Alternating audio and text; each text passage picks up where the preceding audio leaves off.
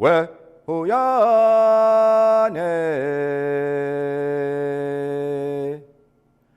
왜 호야네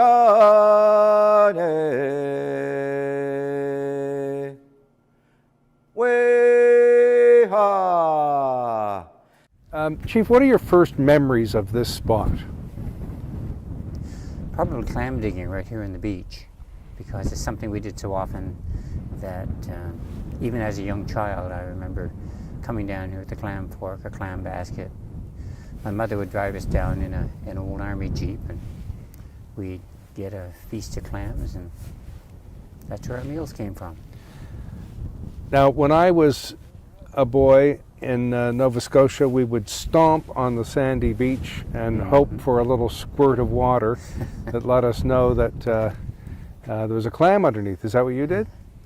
Sometimes it didn't work. Wait for the squirt of water. I would just look for the hole and take my chances. And what'd you use, a shovel, a rake, a pitchfork? We used, we called it a clam fork, basically a fork that's bent and means that you bend over and use it that way.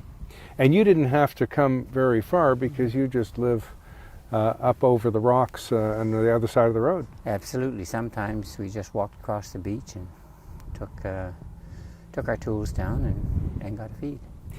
But it wasn't always without incident, I understand. No, it was not. And the incident you're probably referring to was the last time I guess I could say that I dug clams on the beach without being harassed, because a fishery officer came along, and again I was on the beach with my mother, my brother, and we had some clams in a basket, and he told us that we were no longer allowed to dig clams, and he threatened to take the vehicle because my mother was very adamant that we've always dug clams, we should always be able to dig clams. And when he told us we couldn't, she was determined that we could. But when he threatened to take the vehicle, we left, and he wouldn't let us take our basket of clams.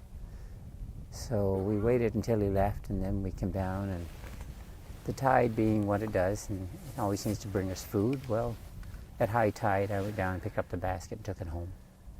Pretty good to have a strong woman in your life, whether it's a wife or a mother or daughter. Yes, it was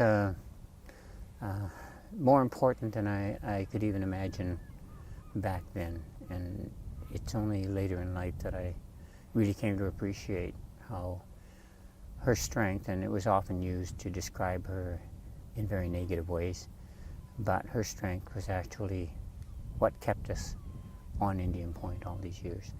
Now, ironically, historically, your ancestors have been here digging clams and near here digging clams and doing lots of other things for maybe 13,000 years. So although a painful experience as a boy, it's also quite ironic because this may actually be your land.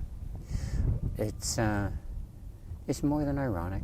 It's somehow, I'd like to think that a little justice may come out of this, and I'd also like to think that even that incident, somehow it determines who we are, and I think that was probably something I can reference for years after as to how we were different, because there were many times when I grew up in a town where I didn't realize I was different. But things like this were wake-up calls and a chance to see what was happening. And I went back to the house with my mother, who was so tough in front of the fishery officer, but she was crying when we got back because she knew what had happened. I really hadn't. At 10 years old, I really hadn't. And another little irony in a sad situation is that sometimes people derive some strength from an injustice. Do you think that has propelled you a bit? Oh, of course it has.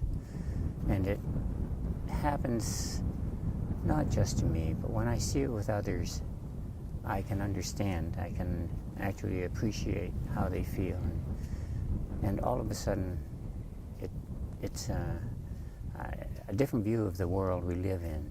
It wasn't all rose-colored glasses. It had different meaning, and yeah, it probably defined who I am to this day.